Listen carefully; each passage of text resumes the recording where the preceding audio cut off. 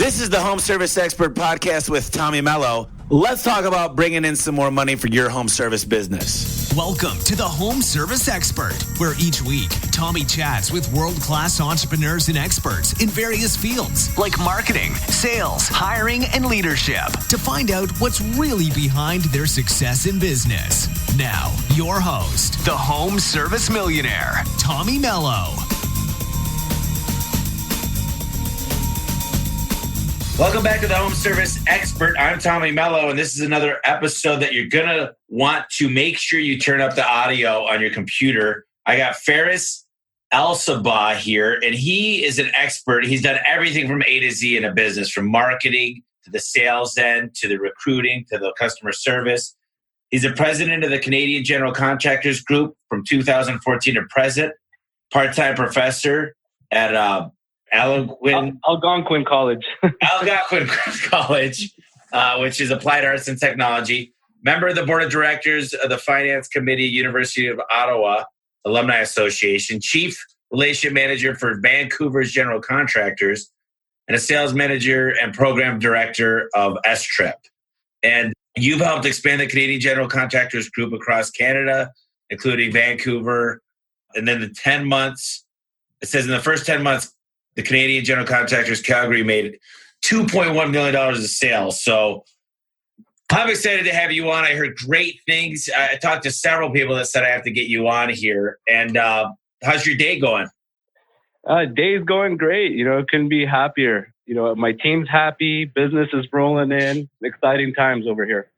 Yeah. So tell the crowd a little bit about, where this passion for the contractors world came in, because our audience is people out there looking to grow their home service business, whether it's services or improvements, home improvements. So let's tell them your story.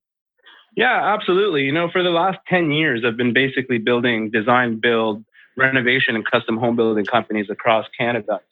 And I got into the industry maybe a little different than most that might be tuning in today. I actually didn't come up in a trade. As a matter of fact, even today, I couldn't really build you much. But what I did come up with a burning desire to be an entrepreneur. And an opportunity came my way about 10 years ago where I teamed up with a good buddy of mine and we started a renovations company. But we've always been sales and marketers first. So we really built up a company based on the idea that it was going to be scalable and we were going to grow it. So essentially, the last 10 years, we've been building the design build businesses and growing the company as further challenges come as you grow a company, right? Like when you grow a company from, $1 million to $2 million, you've got a set of challenges and then a whole new set of challenges after that. And then you're trying to start managing high-level managers that manage your business.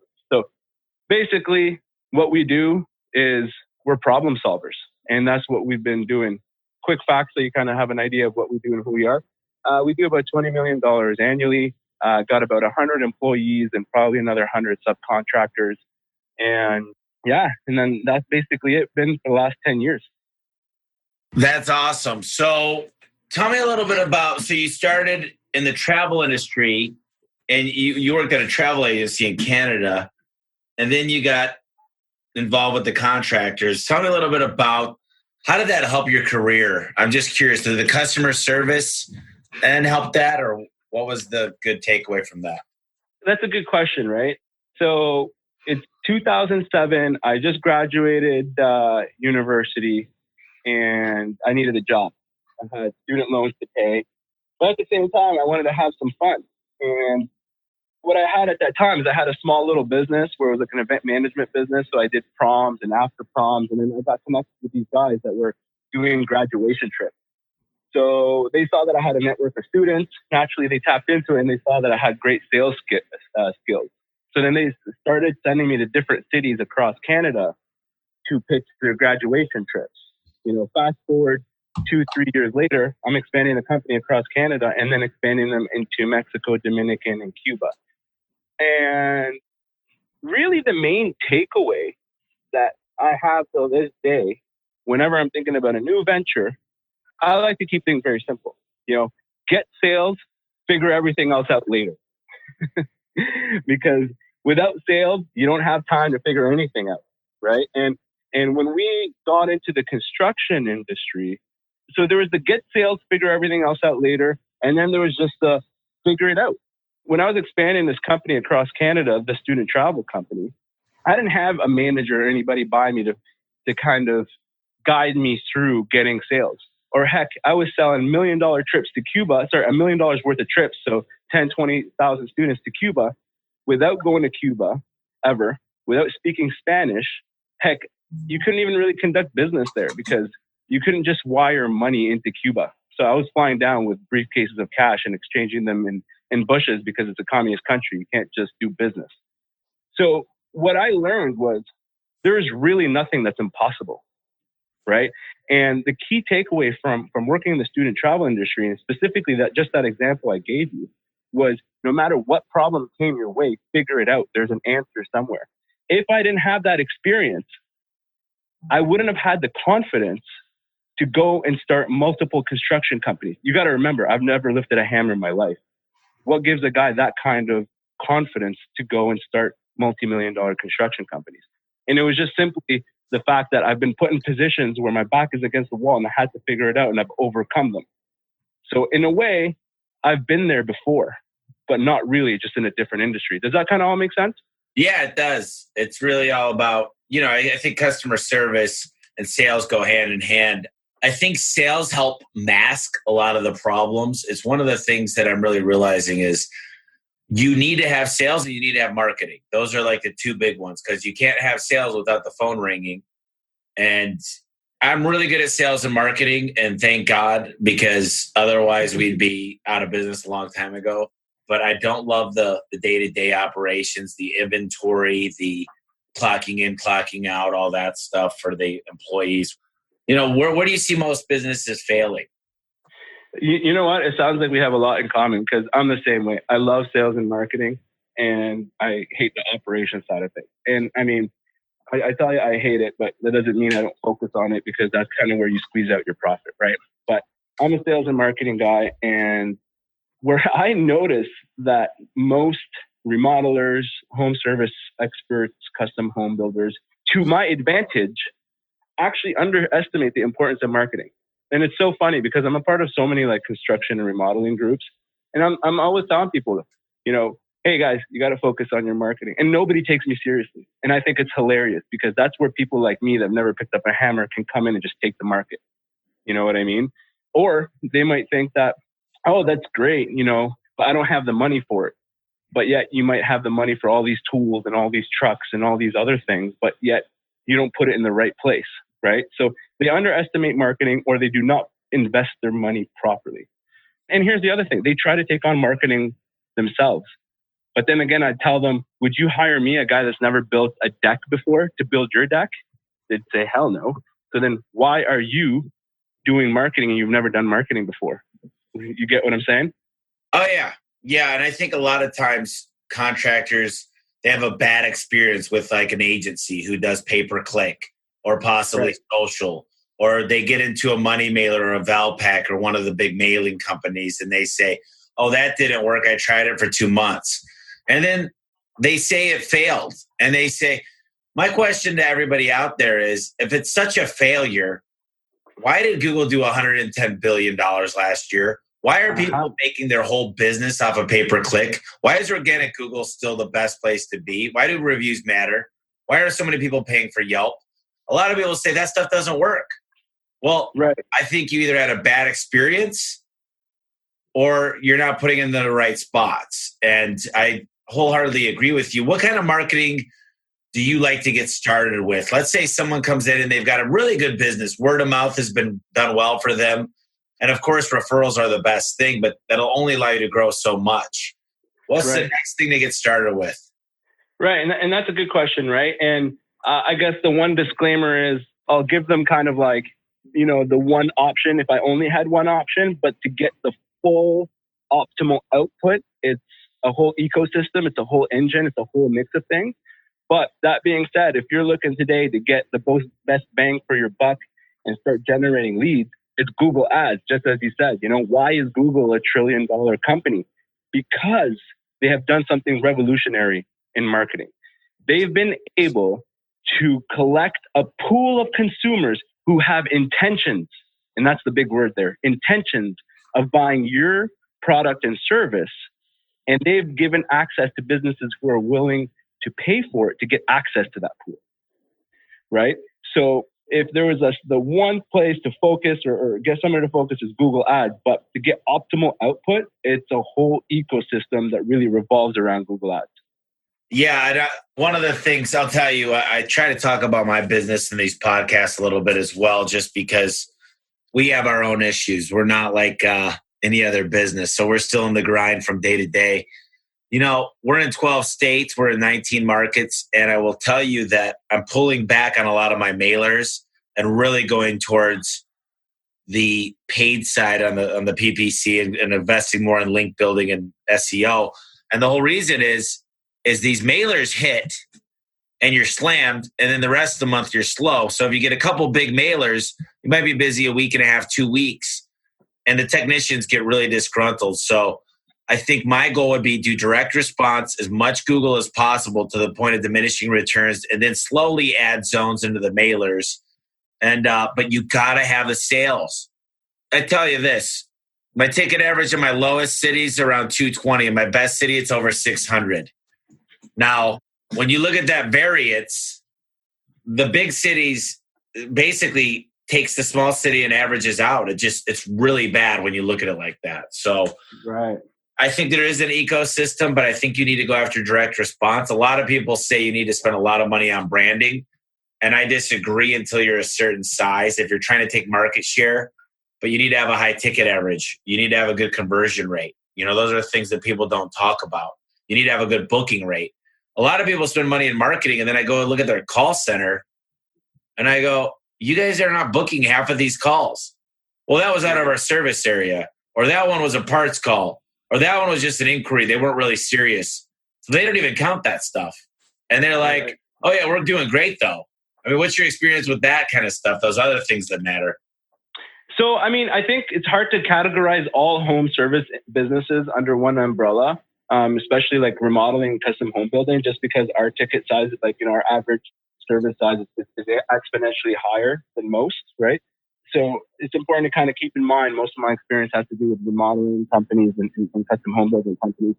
Like you said, exactly, you know, generating leads is one thing, but what's happening after that is probably just as important, if not more important, because nothing's worse than investing all this time and energy and resources into generating leads only to have a crappy process to try to acquire those leads, right?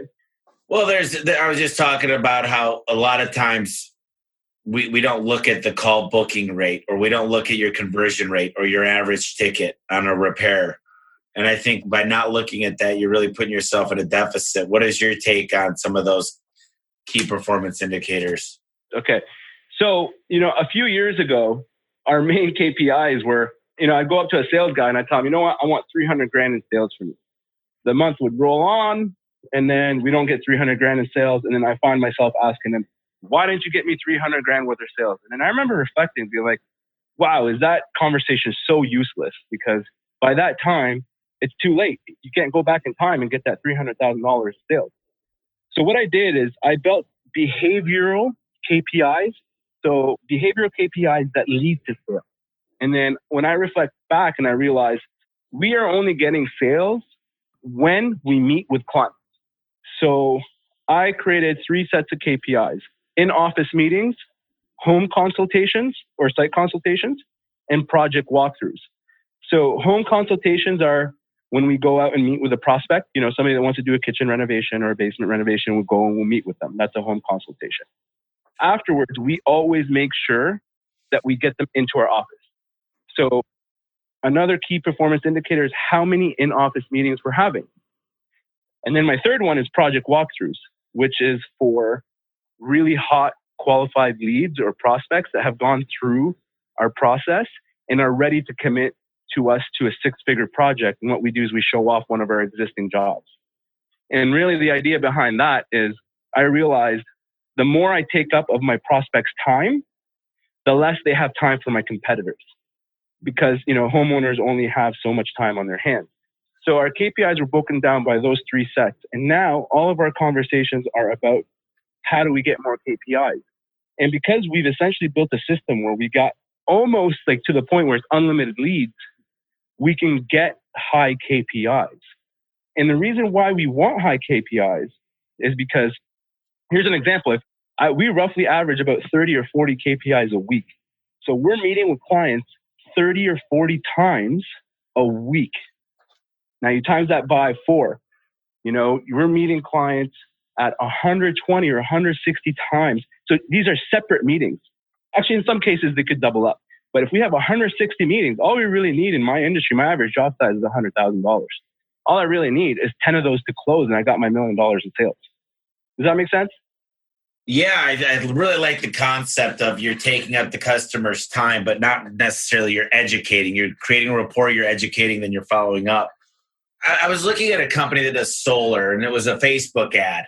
And it said, on the whiteboard, it said, the first goal is to get them back into the office. And I like that concept. Tell me a little bit about how that looks and how that's an advantage for contractors to take advantage of. So, it's important to know who our competitors are, right? And then if you know that the majority of our competitors are guys who are doing all this free work, they're doing all these free estimates and they're poor quality because they're doing them for free. And they barely have enough time to spend with the client because that time's already went to preparing that estimate. So they're rushing everything and they don't give enough time to the client. So naturally what happens? They feel rushed. They don't feel like they're getting enough information. They don't feel like they're being educated and they feel like everything's rushed. So here comes, one of my companies or one of my guys and they take time and we're really great on follow-up and we're all over their face. So it becomes a no-brainer for them to kind of be like, oh, you know what? This guy barely gave me time a day and this other guy is just all over me. It's just kind of like a no-brainer at that point. Now, how that looks like when we get them back in the office, it's all about setting the expectation. So when we take a call from a lead, we qualify them to make sure that they're a qualified lead. And then we tell them, we're going to come out to your home. We're going to take a few measurements. We're going to invite you back into our office and we're going to show you a project proposal. Now, you're going to invite me to your home. I want to invite you to my home. It's just as important for you to see where our office is and how we operate. And if they say, well, look, I don't know if I'm ready to commit to an in-office meeting, then we won't even waste our time with them. If we're going to commit our time, they better commit their time. And that's the way we look at it. Interesting. So this is going to be a tough question and you don't have to have an answer, but at what point do you think that makes more sense? Like solar is a $20,000, $30,000 investment. An air conditioning might be a $10,000 investment. A garage door could be as cheap as $1,000 to $2,000 investment.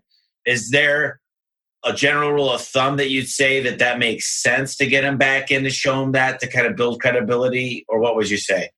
Yeah, well, here's the thing, right? Like if we're talking about lower price points, then I think the competition is a lot stronger, right? Because you don't really need to invest that much time into let's say scoping out a $1,000 product or service, right?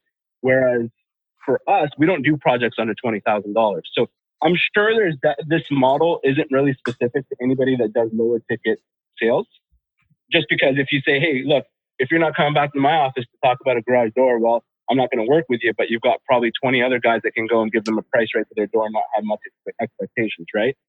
So whereas for us, we really need to spend a lot of time to figure out what the budget is for a $50,000 job or a $100,000 job. So it's like, we don't mind putting in the work, a little bit here and there, but then also I've got a secret to making it look like you're doing a lot of free work, but not in charging for it. Anyways, that's another conversation. But really what it comes down to is a commitment, and we look for a commitment. I think a lot of it that people are willing to pay for is perceived value and more than price. And the majority of people out there, especially in the home service niche, they think price is the end all be all. Well, they had a better price, but I got to tell you, when you show up in a wrap truck with a nice professional uniform and a smile, and you're using technology and you're building renderings in a CAD program and you're showing them exactly what everything's going to look like, they're willing to pay more is if the value is more. It's like Blue Ocean. Have you ever heard of Blue Ocean? Was it a movie? It's a book. It basically says, if you're selling a blender, what are you going to get out of this blender? And a lot of people will sell the features, right? They'll say, hey, it's sharp. It can be dishwashed. It could handle cold or warm, it'll do ice cubes. But the blue ocean it'll make you live longer because it crushes all those essential vitamins and vegetables and fruit that you'll consume, which will enhance your life. You'll have more energy.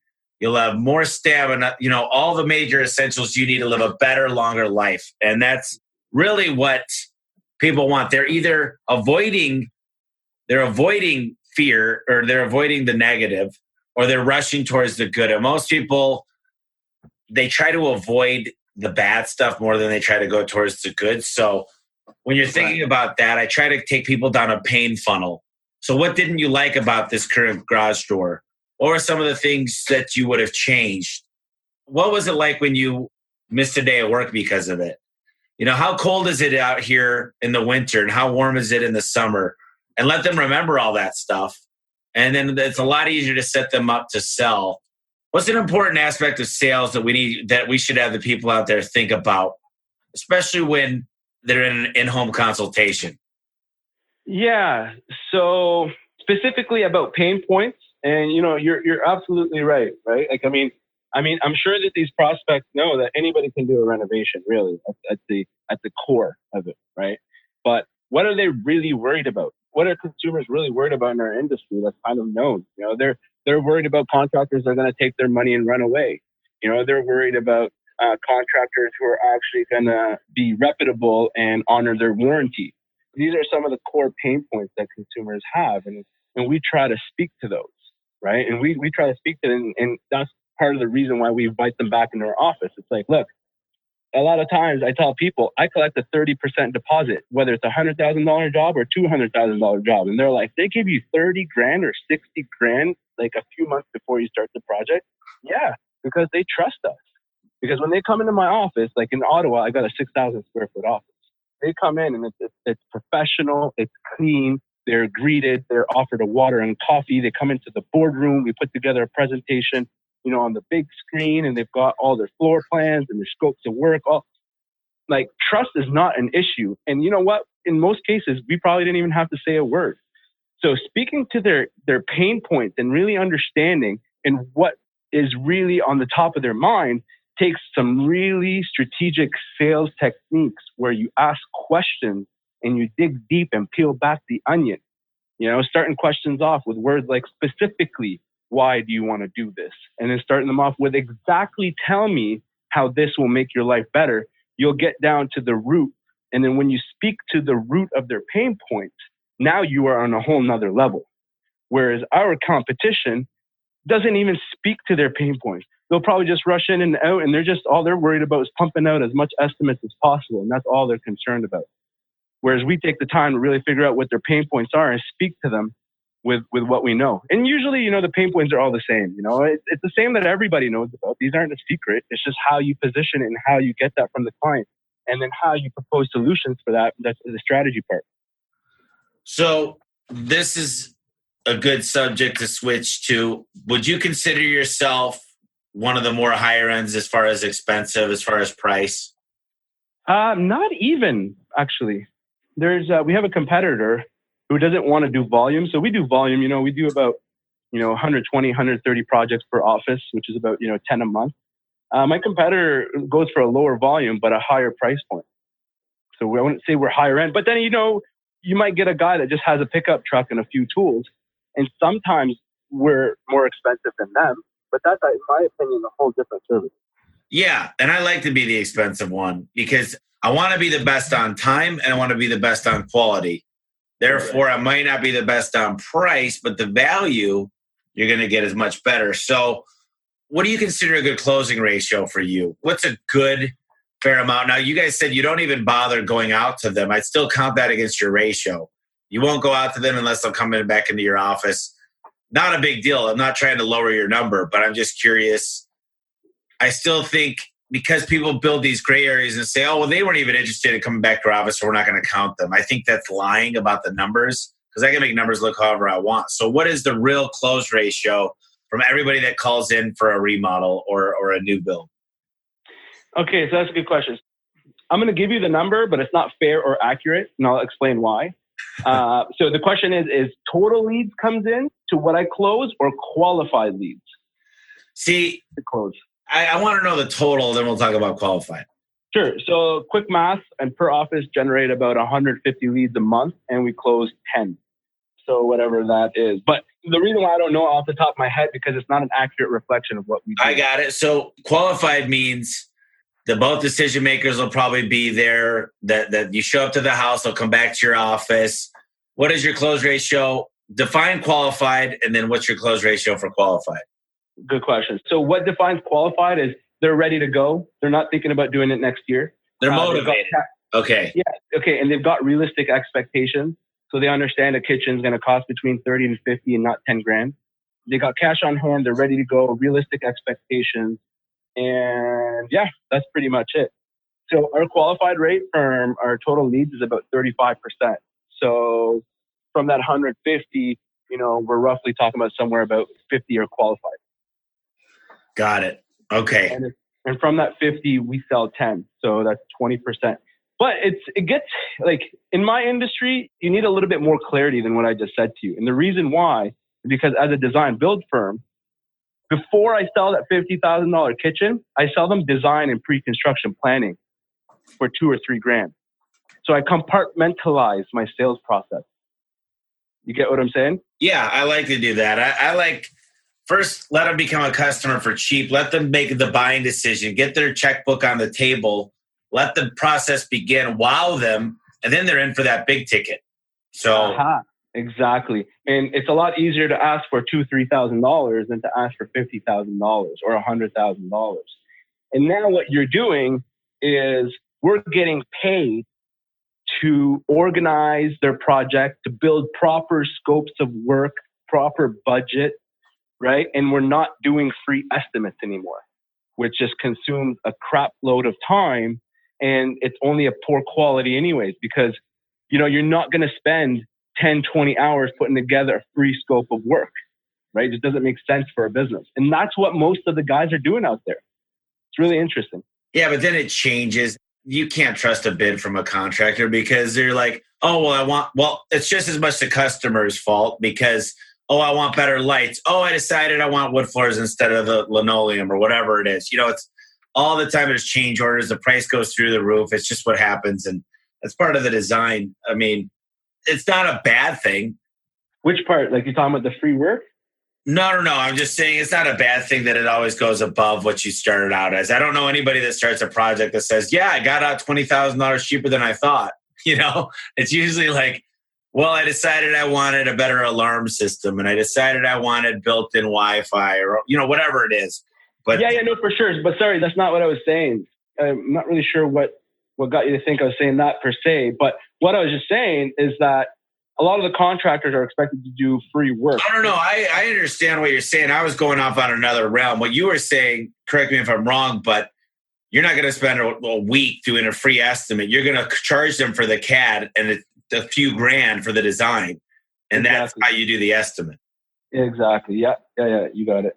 And I like that. I like that approach. It makes a lot of sense. You're absolutely right. If they're not willing to spend that little bit of money, what I find, tell me if I'm right, Farres, but you've learned over time that the people that won't pay for that are the biggest complainers. They're the ones that leave 1 stars all over Yelp. They're the ones that want something for nothing. And hey, let's get a better deal. Hey, I want cheaper carpet. Am I right? Yeah, exactly. Because they're trying to dictate how my business should run. What makes them in a better position to tell me how I should run my business, when I've been doing this for almost 10 years and they've never probably done a reno or it's their second reno, right? So anytime a client tries to dictate the process, automatic red flag, we won't work with them. I just had to cancel a $200,000 project because the client took our work agreement to their lawyer and just put all this red mark on it. And they're like, you need to adjust this work agreement. And we said, we're not.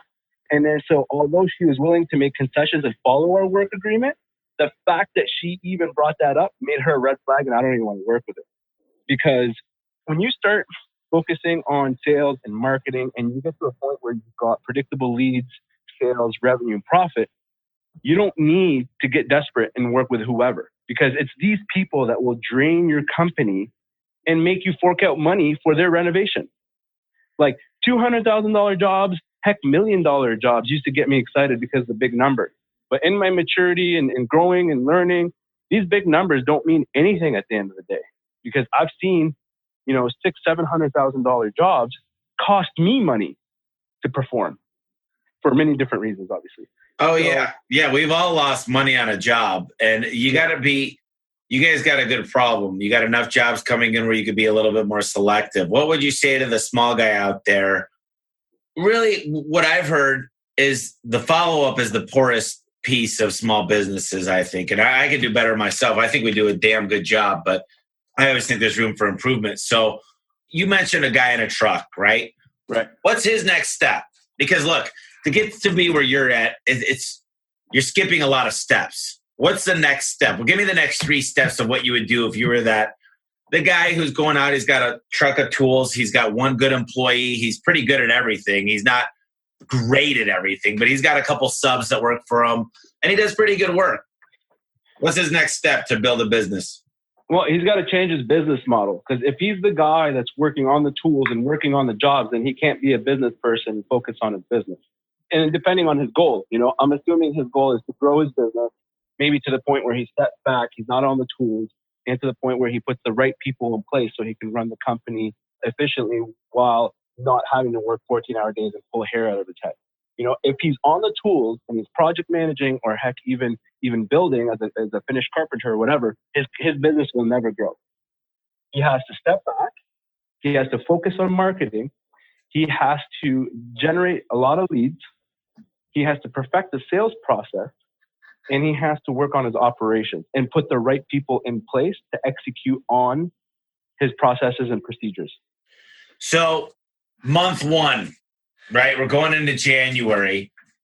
I love what you just said. I just don't think it's not really telling this guy out there that's listening right now.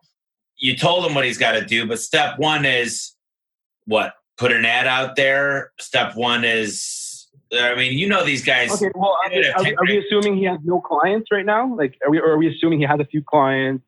He's got some jobs going in. So he's got some jobs going in. They might be a little bit, they might not have enough.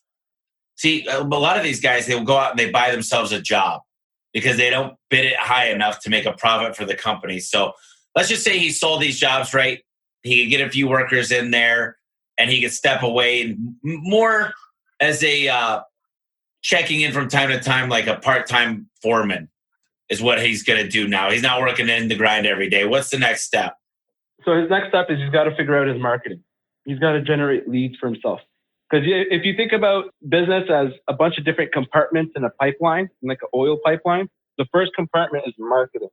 If you want to generate opportunities for yourself, you need to work on your marketing, get those leads so that you can build up a funnel of sales that will allow you to continue to grow your company. I agree wholeheartedly with that. And you know what? Like, I'm just speaking kind of from experience, right? Like, I wasn't the guy that had the truck, or I wasn't the guy that really. What I did was we took $50,000, we put 20 or 30,000 into marketing.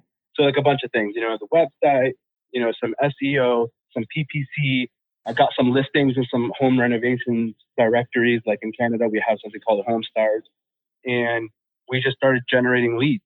And then when you start closing those leads, we're fortunate that in our business, you can generate cash flow really quick, right? Like you close one job, $100,000, and you're collecting 30%. There's 30 grand right there for you. And then you can start hiring the right people in place to continue to grow your company, whether it's another salesperson or whether it's investing in more marketing so you can get more leads. And then it goes back to kind of what I said earlier, get sales and figure everything else out later. I've heard it all, right? Oh, well, your quality is going to drop. Sure, probably. Like you can't build a super successful business in month 3 or 4, right? Like I feel like a lot of people give themselves excuses to why they can't grow. That's so interesting. I had a guy in here yesterday that's been using me for years, and he's like, I keep bumping into different grocer guys. They tell me you're the most expensive. And I'm like, maybe. I'm like, are you here right now in my showroom? Did you talk to 3 different employees about getting your job done on time? They don't have that. They live at their own home still. Their wife works for them. They don't have insurance. They don't pay their taxes on time. So it's kind of funny. It's like, hey, yeah, I'm a lot cheaper. Well, you don't even have a wrapped vehicle. You haven't paid your taxes and you're not even licensed, bro. Like, so what's the doctor method? It's like, I think you're going to prescribe me something and you're going to ask me questions, but go through the doctor method. Yeah. Well, more or less, a lot of people try to prescribe before they diagnose. Just like when you go to see a doctor, he's not going to prescribe you medication without doing a few tests or asking you a few questions. And part of our sales approach kind of goes back to what we touched on earlier, was really speaking to people's pain points. What are people's pain points? And by peeling back the onion and really asking a lot of questions, we are able to diagnose and then prescribe. So when you really start peeling back the onion and start asking a lot of questions, all homeowners end up saying the same thing.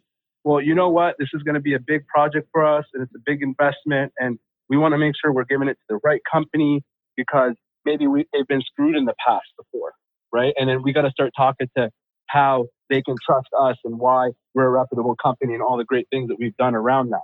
Or maybe it's because they want to add more space in their basement so that the mother-in-law can move in, and she's got mobility issues, and we're probably the only company that started talking to them right off the bat about mobility accessibility options in their design when nobody else has done that. So kind of everything that we've touched on earlier was finding out what those pain points are, really digging deep, spending that time and speaking to those pain points is what the doctor method is. Yeah, I love to ask questions, and the questions kind of lead you in the right direction. I mean, if I ask how long you lived here, that's a great question. I just moved in last year.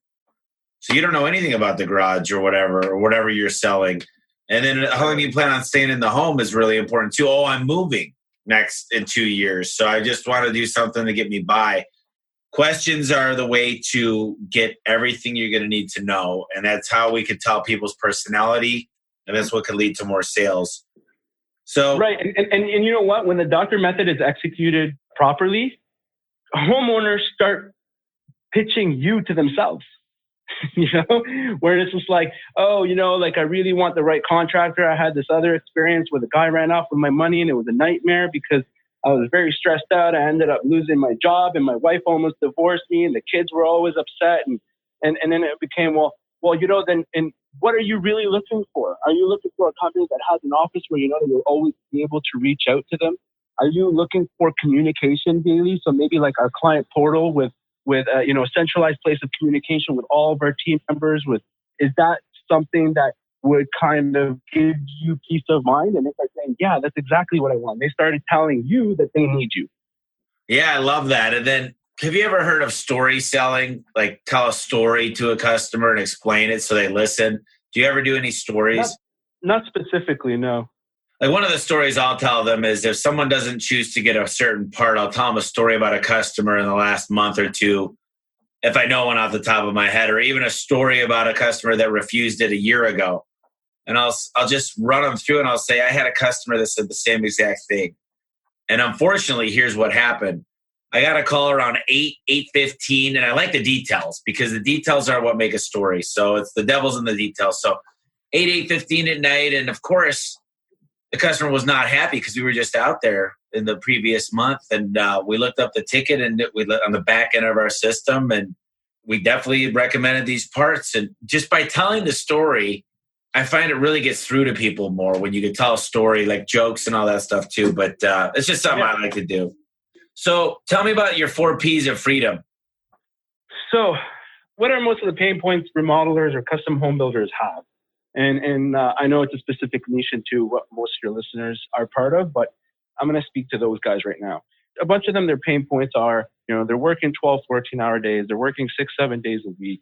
Maybe they're making 80 or 90 grand. It's not bad, but at the end of the day, it's not enough for what they're putting in. And they're wearing all the hats. They're the marketing guy, the accounting guy, the sales guy. And really, they got themselves a job, like you said earlier. They don't have a business. And what the 4 Ps of freedom does allows them to gain their time back and put more money in their pocket. And it speaks really to those pain points. And what it is predictable leads get you predictable sales, which gets you predictable revenue, and gets you predictable profit. And once you can predict all those numbers, now you can hire key employees so you gain your time back. As an example, all my companies have general managers that deal with the day-to-day of the business. It allows me to be on a phone call here today without having to get 10 phone calls or somebody storming into my office and dealing with a certain situation. It allows me to gain my time back. And then when you can predict your profit, you can make key decisions on investments, tax planning, and future growth to allow you to make more money. Does that all make sense? 100%. Yeah, I love the word profit. It's almost obsolete to most people out there because you know what the difference is between most people and a real business owner? And you're going to like this, Farres, is profit is what's left over after you pay yourself a 6-figure income. So you should 100%. Still make 15 to 20% profit after the owner makes $100,000 a year. Right. Exactly. And it's funny, right? Most of them don't even realize that. I mean, you know, not too many entrepreneurs in this industry really understand that. Also, you know, they're not taking into account certain things like their insurance or a certain person's salary. And, or, you know what? A lot of people make up numbers because they're just going off of what's top of mind for them. You know, nothing irritates me more than decisions being made based on judgment without data. Every time one of my team members, like one of my managers comes up to me and he says, oh, you know what? Like, I think we've been getting a wave of crappy leads. Okay, show me. You know, show me like how many leads did we get? How many site consultations were booked? And what does that percentage look like? And most often than not, it's exactly where it needs to be, right? And it's because people tend to ignore the data and just like to talk out of their butt, if you know what I mean. And that's what most of these guys do, right? Like, oh yeah, I made $100,000 profit last year. Okay, well, did you pay it? Like, is that including your salary or not including your salary? Oh no, like that's not including my salary. And most of these guys probably don't even have, you know, insurance or their contractor license or any kind of workers' compensation, right? Yeah, exactly. And, you know, you're absolutely right when it comes to the data. And I think that a lot of times the guys will go, well, my inventory was off again. Well, then we'll look at it. Well, you didn't enter the job correctly. How am I supposed to give you the right inventory back when you didn't enter it incorrectly? So it's always human error. Right. And, you know, it's funny because I find that people that don't succeed have excuses. And they'll, like, for example, I'm not going to go on a diet till after the new year. And then they'll have a wedding coming up. Or I'm not going to stop smoking until my New Year's resolution starts. Or I know we'll be successful after tax season because after tax season, people will have money again. I am overly disgusted with excuses at this point. And I can't take it. I've got market managers. I've got technicians. I've got field supervisors. I've got CSRs. I've got dispatchers. And for the most part, I've got amazing people. But the ones that come to me with excuses, I'm like, wow, you got a real problem. Do you think? So my goal as an owner is to remove their excuses. And I'll say this. I'll say, Farres, so you're telling me that if I fix this and this, then you're not going to come to me in the next 3 months. You're going to be able to be the best A player. You're going to exceed everybody. Am I right? Because you're telling me what's stopping you. So if I fix those things, you're going to be successful. Am I right? Because you're asking me to do something, so I'll do it, but you got to commit to me that you're going to do something. Yeah, exactly. The objections to work, right? Everybody's got objections to work, and we just got to remove those objections. I mean, I used to be better at that. Now I'm a little bit more short with that. But I expect a lot about my team. And I'm fortunate because a lot of my managers are good friends of mine. So like I'm able to freely speak to them, and they're all about growth in their career and within the organization. So like they take it really in a positive way. So one of the things I like to do, Farres, is I like to ask, well, number one, if the audience wants to hear more from you, they want to ask you some more questions, what's the best way to get a hold of you? Yeah, so my email is Farres, Fares, at Ottawa, OTTAWA, General Contractors with an S.com. My Instagram is at I am Farres, so Fares. And yeah, that's probably the best way. Okay, so if you had to give 3 books, tell me about 3 books that really moved your life. That really helped you either emotionally, personally, or business-wise. Oh man, like when it comes to books, I really get inspired with others' lives, like true stories. So like I love reading, Kobe Bryant's book. Like this guy was 17, 18-year-old playing with men and all the adversity and all the challenges he had to overcome to become one of the best basketball players in the world. Arnold Schwarzenegger, Elon Musk, some of those were great books. Also, Kevin Hart's story was great too. So like I try to find inspiration, and I find inspiration from other humans who I know are human just like me. And I'm of the attitude that if they can do it, I can do it too. So that's why I like those kind of books. I love it. And then one of the things I like to do right at the end is we might have not had enough time to dive into an issue, but you might have one last thought that you wanted to kind of go over with the audience out here. One last piece of advice, something to think about, something to get inspired by, to take action. What would that last thing be? I think the home services industry is changing, and the old ways don't work anymore. So if they don't want to be left behind and they want to quote unquote future-proof their business, as some people have put it, well, they got to start thinking outside the box and thinking about, what their marketing plan is going to look like, figuring out sales processes and procedures. But more importantly, if there's one thing, get some kind of information systems tool, whether it's Buildertrend or Co-Construct or Salesforce, and really organize your business and bring it back to processes and procedures and be consistent with it. That's the most important. Like doing the old way of just cowboying projects just is not going to get you growth, and it's just going to make you pull your hair out of your head. Go into it with a growth mentality, really figure out how you're going to build this business as opposed to how are you going to just squeeze out $1 today. I second that. Get yourself a system. And if there's a problem with an employee, there's a problem with the process. Don't build the boxes around employees on your org chart. Make the box and make sure the people fit that box. Well, listen, Farres, I'm going to get you back on here in a couple of months. I love you, man. This is great. And I love your perspective. I got a lot of good notes here. I'll sum up some of it is spend way more time with the customer. The more time you spend with the customer, the more you're eating out of your competitors' time. When you don't prescribe before you diagnose, you want to peel back that onion, differentiate yourself. And I got so many good things. And think a lot more about profit when you're doing business. Don't think about as much as getting every job. Qualify your customers just like they qualify you, and start working with the better customers and charging more. You don't have to do as many jobs if you charge a lot more and you work with people you enjoy being around, and your job will be a lot better. So thank you so much, Farres. I really appreciate your time today. Thanks for having me on the show, man. I really had a great time chatting with this, and I would love to come back. Let me know when. All right, my friend. Well, you guys, you have a great day and a great weekend coming up, and we'll touch base soon, my friend. Sounds good. All right. Thanks, Farres. Hey guys, I really appreciate you tuning into the podcast.